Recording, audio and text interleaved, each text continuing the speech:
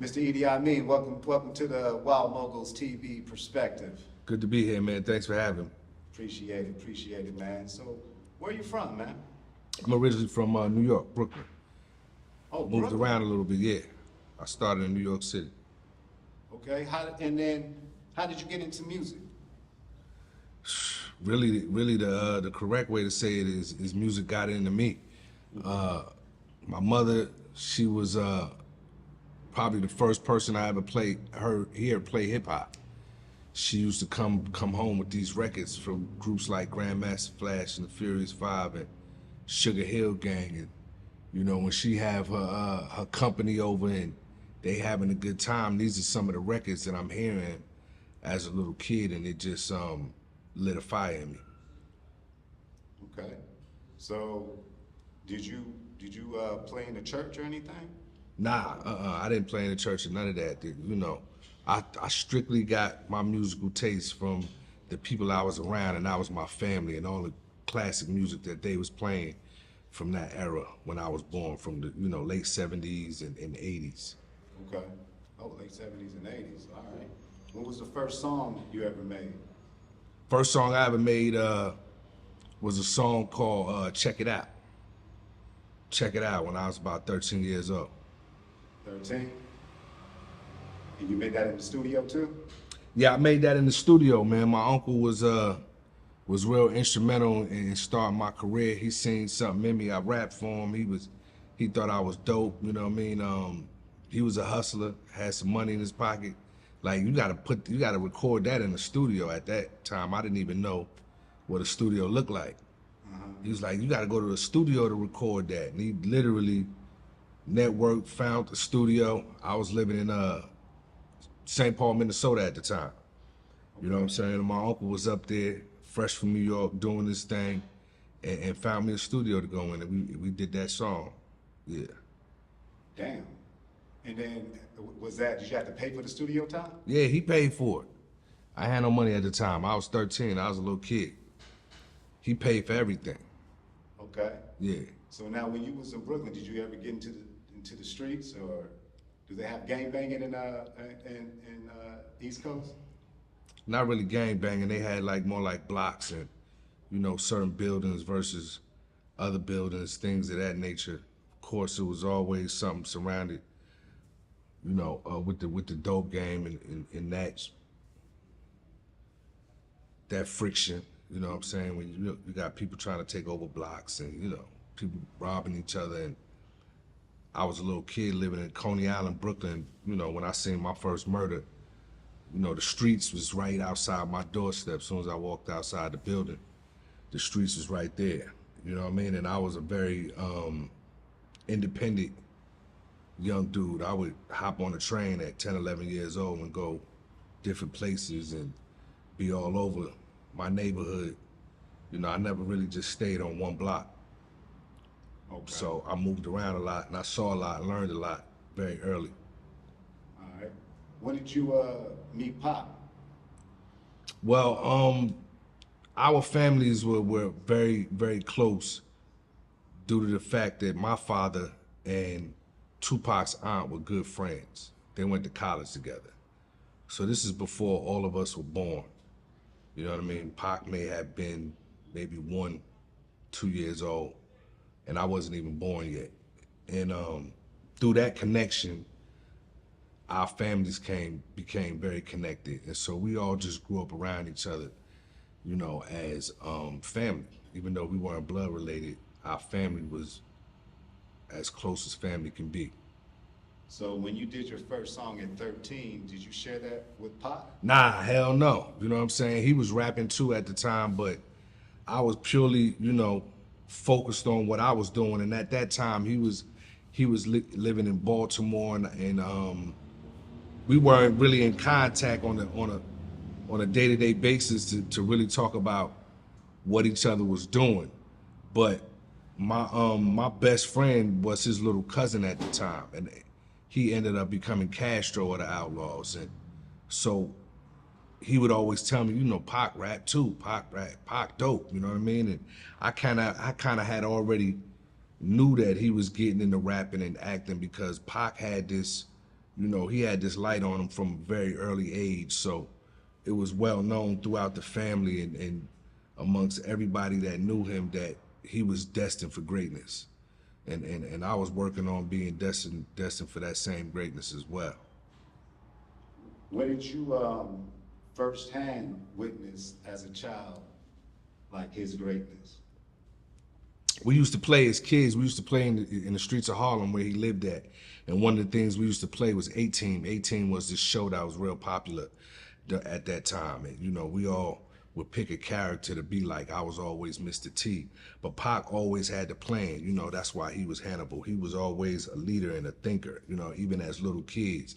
You know, when we was stealing out the corner store, he would come up with the plan like, okay, you distract the guy at the cash register, you go get the shit. You know what I'm saying? Pac was always a strategist. And so, you know, like I said, from very early on, you could just tell he was destined for greatness, for sure.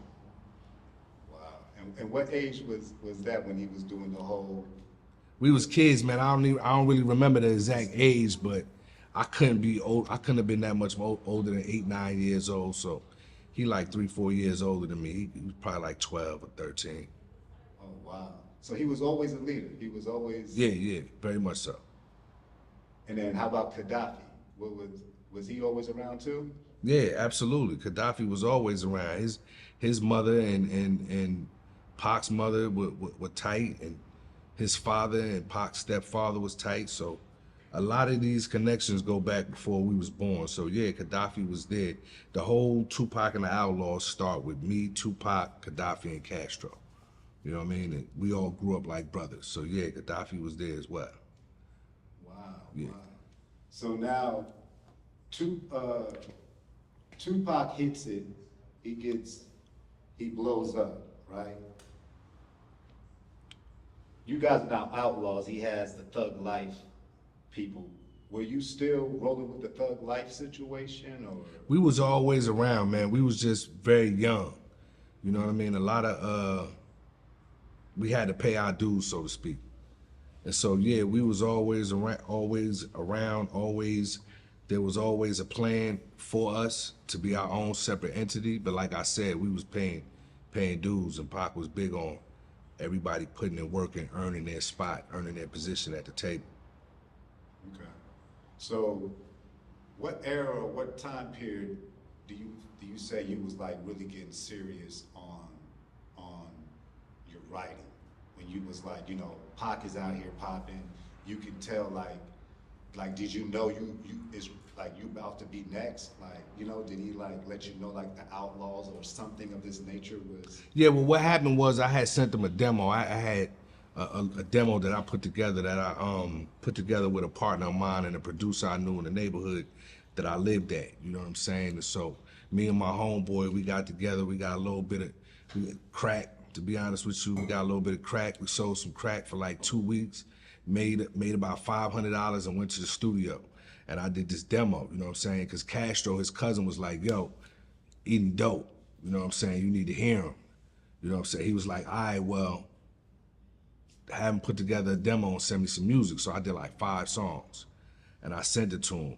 And he hit me right back like, yo, you dope. You know what I'm saying? He was like, look, you about to graduate high school, and you come out to Oakland with me.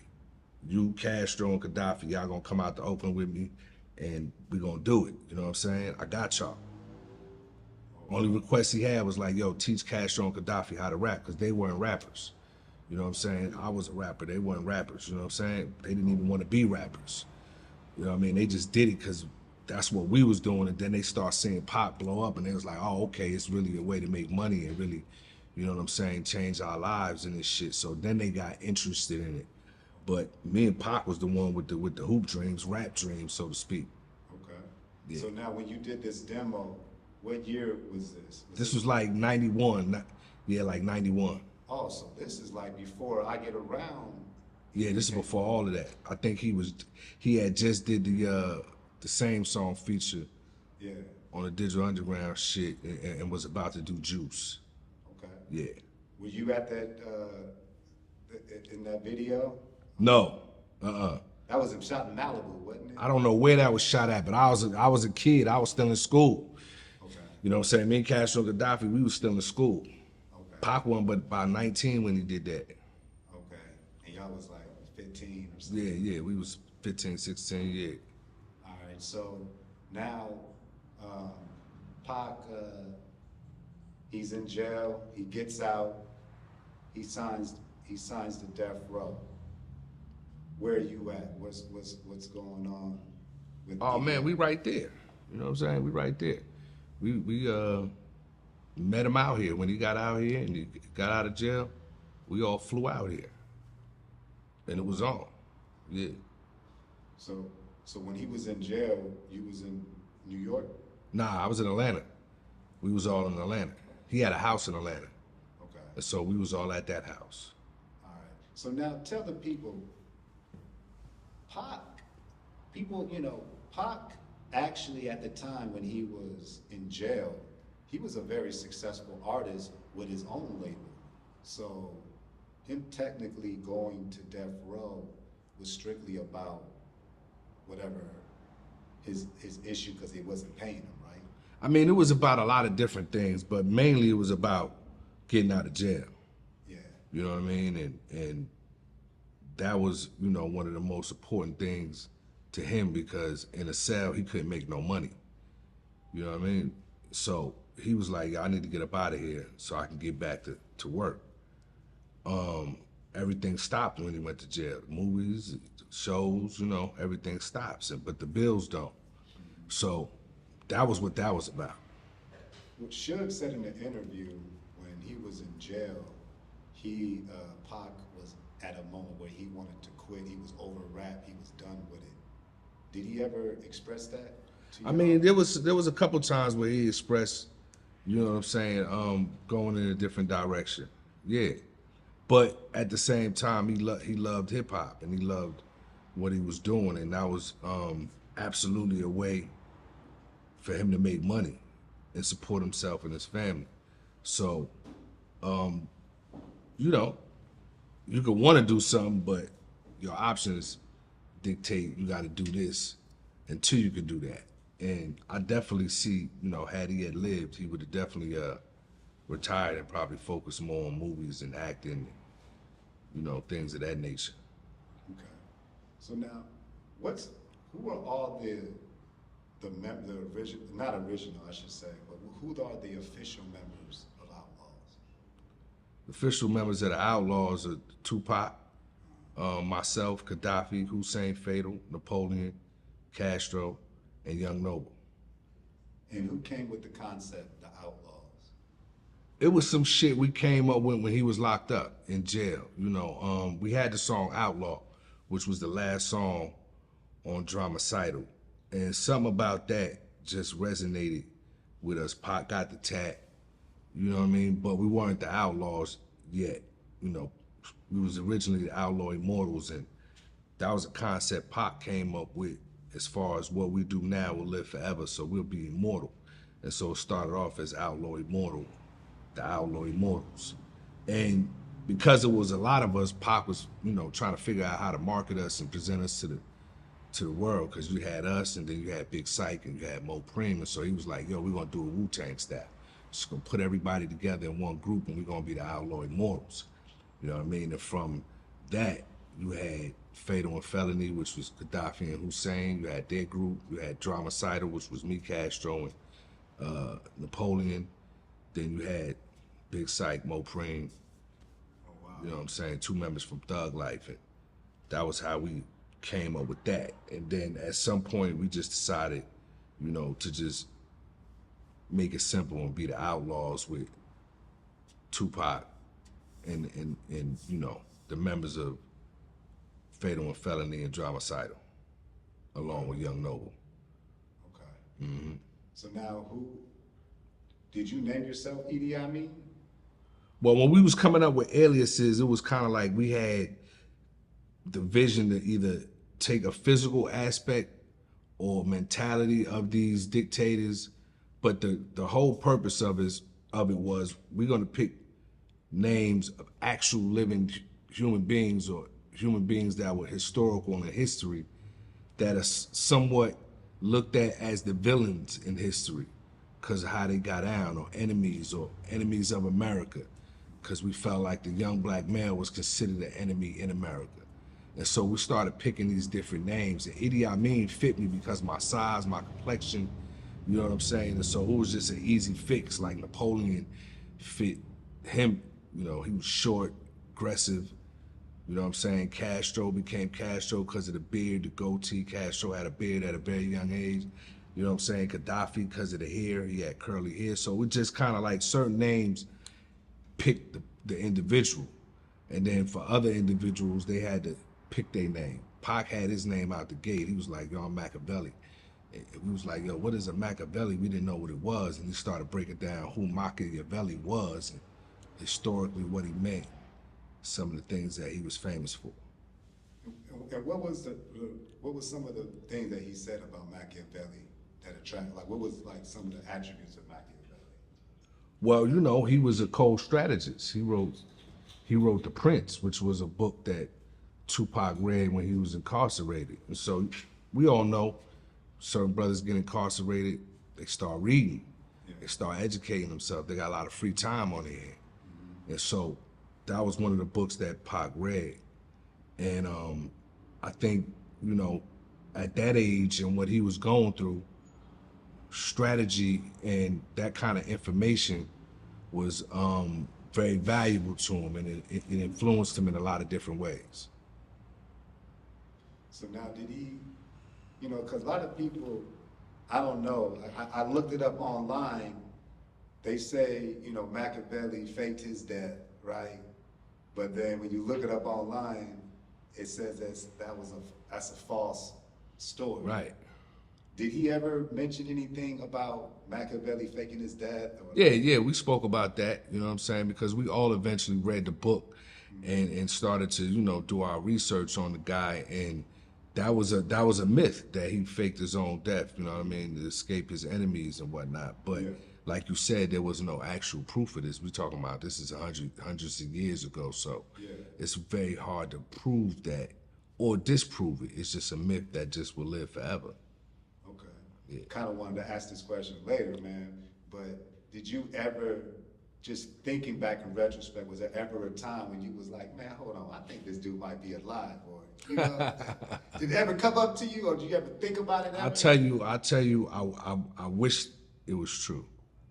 You know what I'm saying? I would rather that than reality. Yeah. Yeah. Man.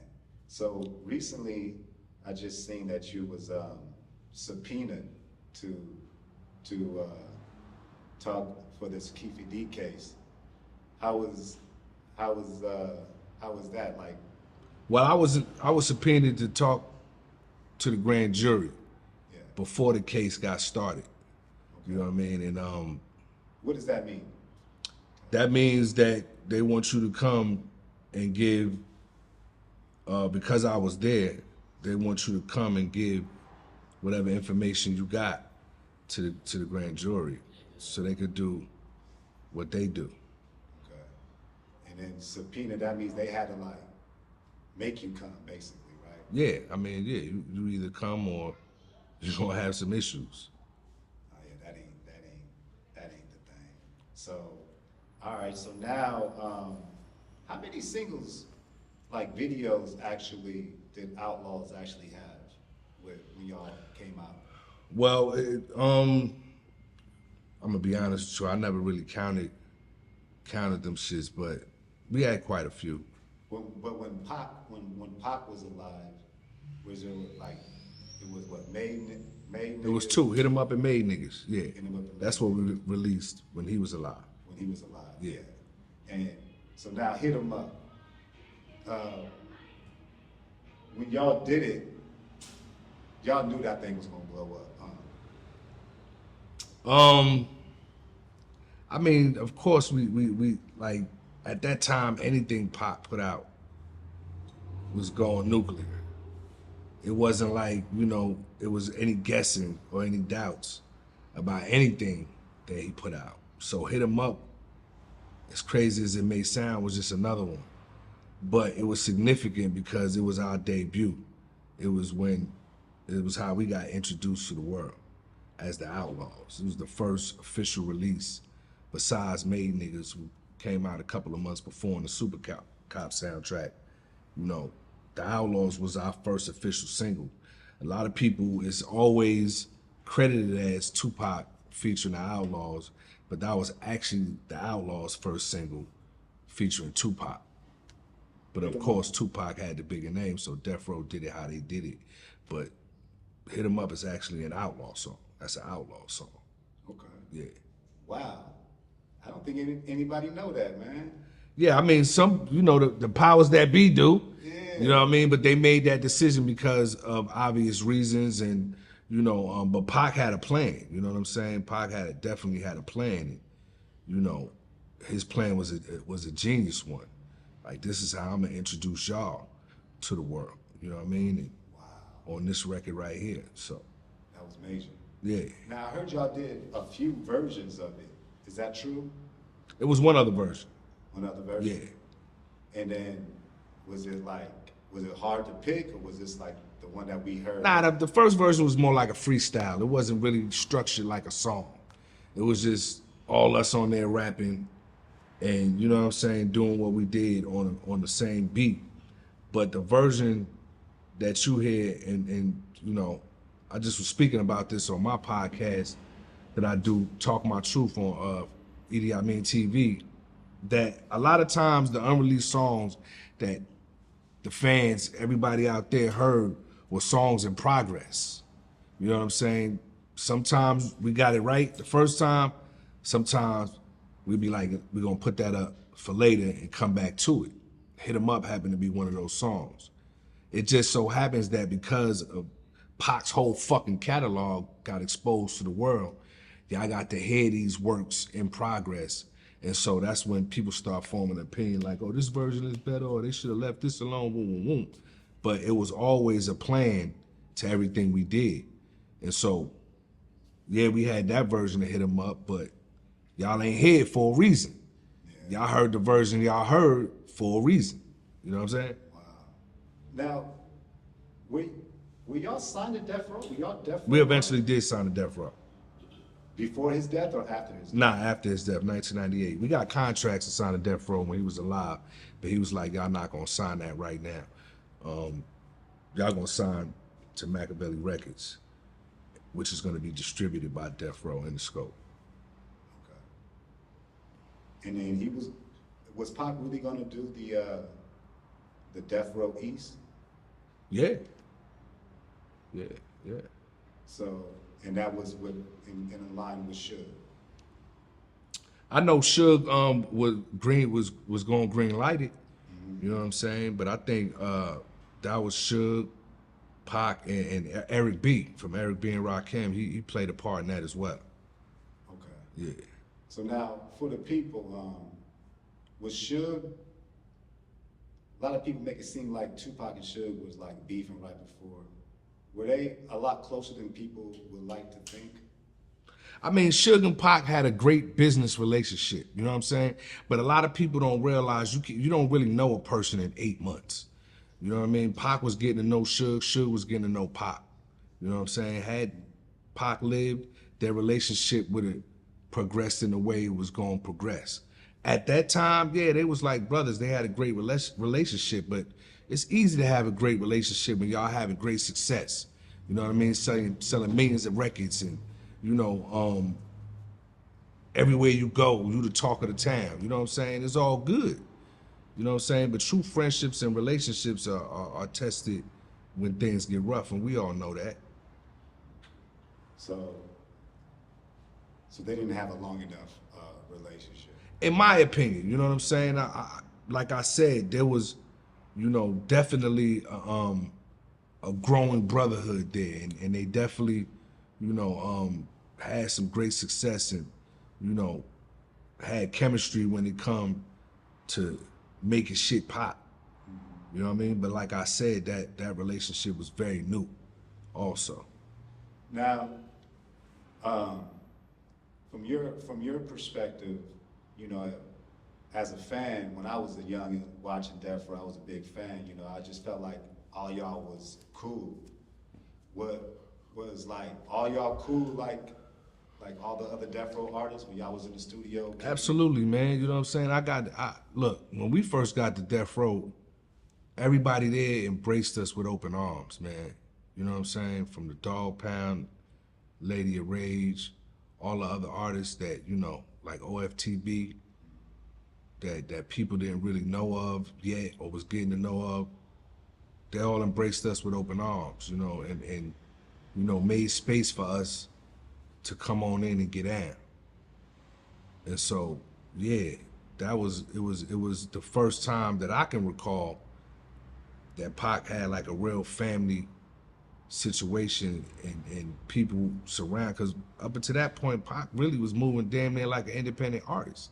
Yeah. You know what I'm saying? It was just him and us for the most part. Pac didn't, you know, have no whole label behind him, so to speak. He was signed to Interscope, but he didn't have that boutique label feel that some artists had, you know, at that time, and then eventually went on to, you know, duplicate it and take that blueprint and implement it in other areas. Now, how was your relationship with Suge? It was good. You know, our relationship with Suge, you know, that was my big homie's homie. Suge was the big homie. But for us, my big homie was Pop. He was the one that was bringing me in the game. So our relationship stemmed from their relationship, and it was always, you know, a good one. And then, unfortunately, after everything went up the way it did, Suge got locked up. And so a lot of our relationship with him was dealing with him in the pen. You know what I'm saying? And then when he eventually got out of Death Row, we was already off of Death Row. And now, how many other labels did you guys sign with? We didn't sign to any other labels. We was on the verge of doing some deals with some other labels like Rap-A-Lot, Cash Money. But those deals never materialized. So we just did most of our career independent. Now, is the Outlaws together now? The Outlaws are grown men, and they doing different things and working on different things. But as a unit, we'll always be together in some shape, form, or fashion. We got a lot of history together. You know what I'm saying? But some members are no longer rapping. Some members are still rapping. But you know. Now, when's the last time y'all did a Outlaws tour or say even a performance? When was the last? Shit, we did a show back in November. Our last show we did was in November in Arizona. Okay. Who showed up? Everybody? Nah, it's been me and Noble for pretty much the past, since Hussein Fatal passed away. It's just been me and Noble. Oh, wow. When did Hussein Fatal pass? Hussein Fatal passed in 2015. Oh, wow. Yeah, I remember that actually. Yeah. So, did you ever see like Rafael Perez or David Mack and them hanging out as Death Row bodyguards? Nah. Never? I ain't hear about them dudes until y'all heard about them. Okay. Yeah. And so you guys are in Vegas on the night Pac get killed. Y'all heading out to 662. Are y'all staying in the same hotel as Pac? Yeah, we was all together. At the Luxor? Mm-hmm. And then when y'all head into 662, y'all just caravan together, right from the Luxor. Yeah. And you rode. Who you riding in the car with? I was in the car with Frank, his bodyguard, me, Castro, and Gaddafi. Frank Alexander. Yeah. Now, what was his energy like that night? Did he seem anything a part of it? Man, you know, that's just so long ago. I don't really remember exactly what Frank's energy was like, to be honest with you. Yeah. You know what I mean? I smoked a lot of weed, man, for a long time. But like, he was one of the characters that, I mean, he died, but it seemed like he died mysteriously. It seemed a little weird the way he died, you know what I'm saying? So I don't know. A lot of people think he got murdered. You know what I mean? Oh yeah, I never Yeah. heard that theory. You never heard that? Uh-uh. Well, a lot of people think he got murdered. I mean, they feel like anybody that's around that whole case. You know what I'm saying? You already know. You know, it's Yeah. it's a slippery slope. Yeah, and you know, sometimes like, you know, mystery and myths and conspiracy theories, they're a lot more entertaining than the truth. Yeah. You know, a lot of times the truth is very boring. You know what I'm saying? That somebody may have decided that they don't want to live anymore, just took their own life. You know what I'm saying? Or whatever the case may be. But I get it though. You know what I'm saying? I get it. The JFK shit is still hella interesting to me, how they got him. Yeah. You know what I mean? And he been dead a long time. Yeah. It's a long, long time. Yeah. Now, do you have a relationship with Reggie White Jr.? I wouldn't say a relationship. Nah, I don't have a relationship. We ain't buddies and chopping it up on the phone every other day. But he was he was a part of the Death Row. He was head of security.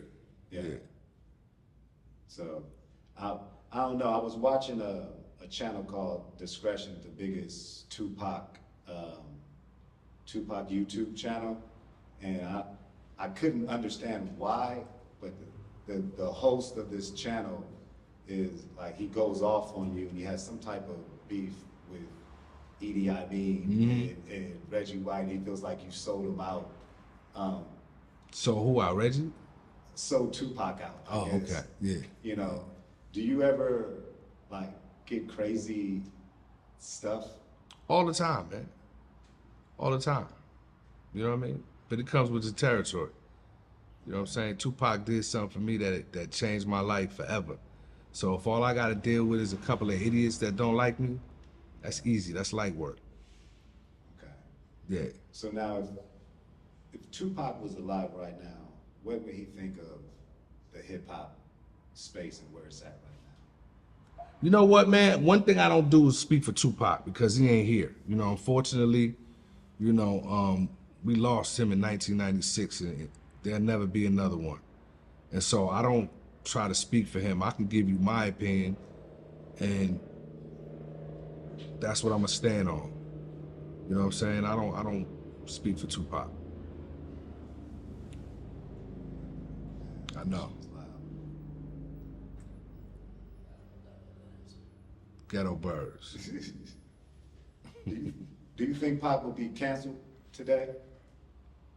Ooh, would he be canceled? You know, this cancel culture is crazy, man. You know, it's safe to say that he probably would have said some controversial things and had some stances and beliefs that, you know, people would disagree with.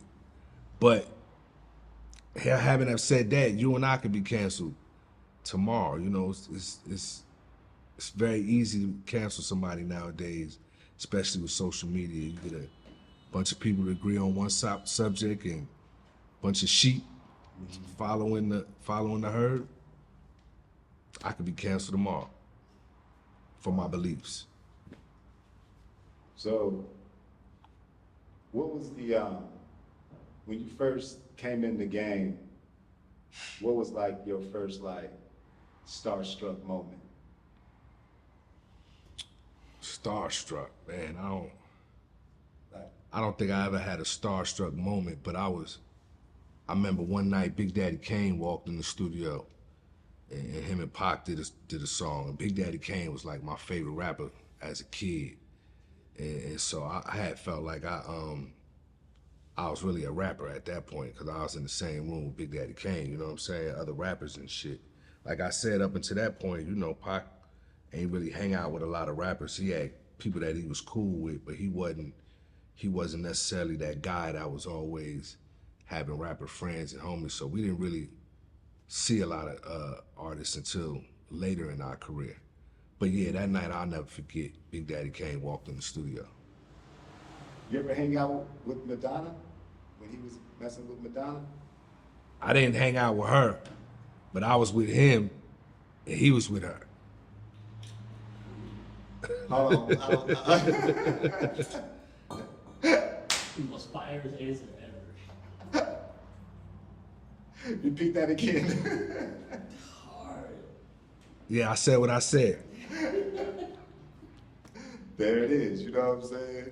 So now was there anyone that that used to come kick it with y'all that's like super random that nobody would like think of? Like Damn, I heard Mickey Rourke was a good friend of Pac, you know what I'm saying? But there's someone even crazier than that used to come Yeah, I by. mean, you know, Pac had his movie star friends and shit, man. We That wasn't part. really, we weren't really, you know, around for that type of shit. Certain circles, we weren't, I say mature enough to be in. So he would leave us, you know what I'm saying, at the pad or outside in the limo or some shit like that, while he went in and did the Hollywood shit. So, as far as, you know, I remember one time Regina King came and visited Pac, and she already cool on TV, but she was cooler than that. And she sat around with Pac, and they was drinking Hennessy, and she was playing dominoes and cooking, and she just spent the day with him, and they was just like, you know, good friends. And I remember thinking to myself, wow, you know what I mean? Like, damn, she cooler than she was on 2 Seconds. She cool as a motherfucker. Yeah. So now when when Pac died, when he got shot, like did you stay in Vegas the whole time?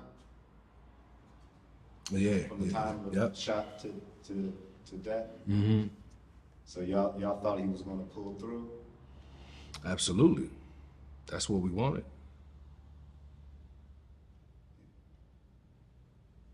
And did you see Danny Boy?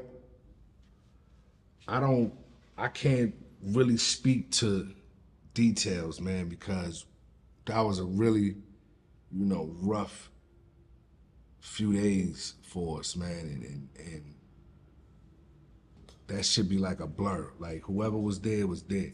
They could tell you know what I'm saying? I'll be hearing all kind of stories and people saying I came to visit Pac and wasn't nobody there. And I don't remember these people, you know what I'm saying? But that's not to say they wasn't there. It was a lot going on, and my homeboy was fighting for his life, and I wasn't in my right mind. And you know, a lot of that shit is just a blur.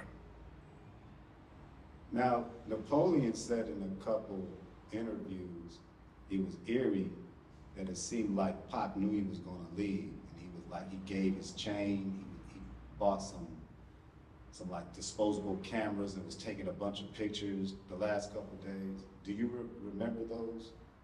I do remember that, you know what I'm saying? And it could be absolutely eerie when you hear it, but I don't think people, a lot of times we forget that, you know, he had just got out of prison, but he was out on bail. He didn't know, you know what I'm saying, if he was going back or not. And if you have had anybody incarcerated before or know somebody or been incarcerated yourself, you know them niggas always want pictures. You know what I'm saying? They always want pictures because they're disconnected from what's going on out in the world. And that's how they can stay connected through pictures. And so I think a lot of times we look at the things Pac did and what he was going through from our own personal perspective, and it's difficult to see it from his perspective, but like I said, he was out on bail. That nigga didn't know if he was going to have to go back to jail or not. You know what I'm saying? He didn't know it wasn't as black and white as people think. His future I'm speaking about. Huh? His future I'm speaking about. You know what I'm Yeah. saying? Now, is there, out of all of his security guard, who you think was his favorite, the one he talked the best about? Kevin Hackey, Frank Alexander? I don't know, bro. I don't know. I don't even know if he had a favorite one. You know what I'm saying? Like, you know. Do you like any of them niggas? Huh? Did you like any of those guys? I'm sure he had to have some fondness for him because there's security around you a lot. Yeah. And you develop a relationship with these guys and you get to know these people and they be traveling and they get to know you. You know what I'm saying? Because they traveling with you. But now, as far as his favorite, I wouldn't be able to say, yo, this particular guy was Pac's favorite security. You know what I'm saying? Because at the end of the day, that nigga was getting paid by somebody else, even though it was coming out of Pac pocket. You know what I'm saying? That nigga was getting paid by somebody else. He was doing a job. Okay. And then he fired Reggie. Did he fire Reggie White Jr.? Did you ever complain about Reggie?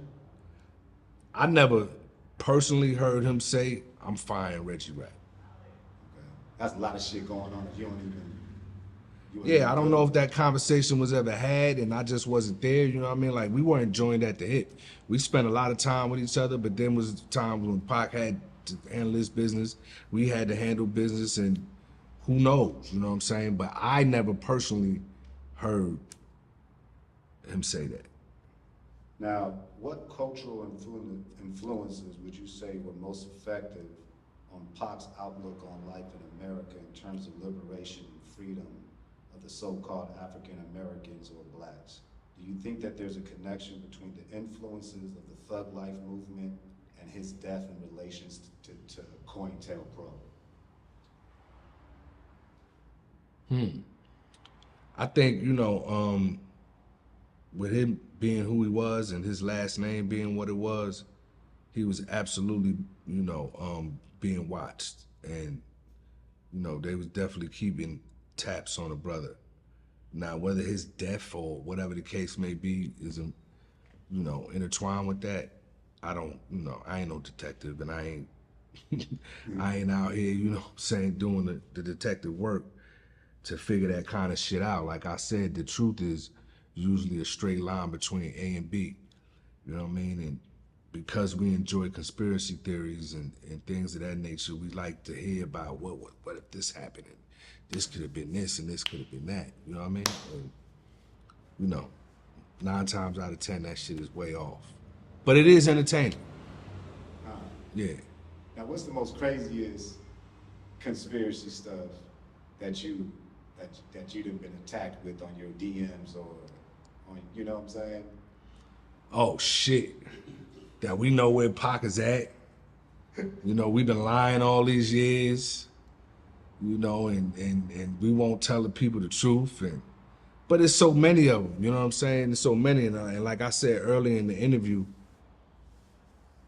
to be able to be, you know, affiliated, associated, a part of, you know, making history, that's light work to me, man. I could deal with that. I got thick skin. Say what you want. All right. So now, what is Idi Amin? What you working on now these days? A lot of different things, man, but most importantly, I wrote 2 books. One is already out. First book was called Street Fame. You can find that everywhere. My next book is called The Realest Shit I Ever Wrote. It's a graphic novel. And I'm a writer. Like I said earlier, I write scripts. Of course, still making music. You know, I put out 3 series back to back. The Hope Dealers Part 1, 2, and 3, and OG Part 1, 2, and 3. Put those out since 2015 up until right now. I'm also part of an app called Recordian, a DSP that's gonna, you know, level the playing field for artists and the listener. And we have some very innovative components to our DSP that we can't wait to unleash on the world. And you can get more information about that at recordianmusic.com, or just hit me up direct if you got any questions. And what's DSP? DSP is a digital service provider, so it's Spotify, Apple Music, Tidal. It's an app similar to that, but what we're not doing is having you sell 1 billion streams and you're only getting $30,000. We're gonna make sure the artists get what they deserve, and we're gonna also make it advantageous for the listener to keep on listening to the artists with a listen to earn component that we got to our app. Oh, wow. Yeah, so it'll be on the Web 2 space and the Web 3. Web 3 is in the crypto world. And so we'll be able to pay artists via a stable coin. And I'm not gonna get too technical with it, but go do your research. Stable coins don't fluctuate. You know what I'm saying? A stable coin is that's the number. That's different than a meme coin, right? Exactly. 100%. Kind of here. All right, yeah. I'm learning, man. I got some young cats that have been teaching me because for a long time I was very ignorant to what crypto was and how destabilizing it is to the current financial world and why it got, people that have been in the banking industry for years very nervous. You know what I'm saying? I didn't understand it, and so I'm learning more and more every day. Now, do you still talk to Napoleon? Yeah. Muta, I should say. Yep. Now, how many other members is still alive? Castro? Napoleon, Castro, Young Noble. Young Noble? Yeah, they all still alive and well. Y'all still all good? We go through what we go through, and we don't talk to each other like every day. You know what I'm saying? We ain't out.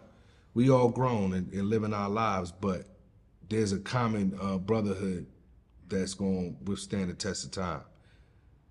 And I'm sure if any of us or any of our brothers were ever in need in any kind of way, the others will be there for them without no questions asked. Was Muta always a Muslim? Well, his parents were Muslim, and in Islam, you're born a Muslim. Yeah. You know what I'm saying? And so he's a Muslim now, and he's a very happy and you know what I'm saying, joyous Muslim, and I'm very happy for him. Yes, sir. Yeah. Sir. So, do you have are you still working? Are you still working on music? I do. I still work on music. I got a project that I'm doing with one of our affiliates, longtime affiliate of the Outlaw family, a cat by the name of H. Ryder. We got a project called This Thing of Ours that we're gonna put out very soon. And H. Ryder, his pops was like a triple OG out here. You know what I'm saying? I know we got different Harry O's, but this was the first Harry O, his pops, and he came through us from being out here, and his mom and Pac's mother were friends, and his dad and Pac's mother were tight, and he always been around, but he just never got his shot. So I'm setting him up. I also did a project with a longtime partner of mine called Ed Bone. That was Blood Brothers 2. We put that out last year. So yeah, I'm always going to be involved in music in some capacity, but right now my focus is absolutely the app and the books that I'm writing as well. And you're designing the app and everything? I'm one of the people that are a part of Okay. designing. I'm a co-founder, and so absolutely I play an intricate role in making sure the app is as user-friendly as possible, because I'm an artist and a music lover. Yeah, so I want the best possible experience for the public as well, and so that's where I come to the table with. Unbelievable. And then you're Silicon Valley? Well, one of my partners is absolutely from the Bay Area. Shout out to my partner Foss, who brought me in on this. Back in 2020, we've been working on this for the better part of 4 years now. So, yeah, it's some Bay Area in it, but one of our co-founders is from the UK as well. And then another co-founder lives out in Jersey. Okay. Yeah. Well, man, I think this was a good interview, man. I appreciate, your time. We got some good info. That's what's up, man. That's what's up. And man, maybe come back next time we do some more. Absolutely, man. It was a good interview. Good job. I appreciate you, man. Yeah.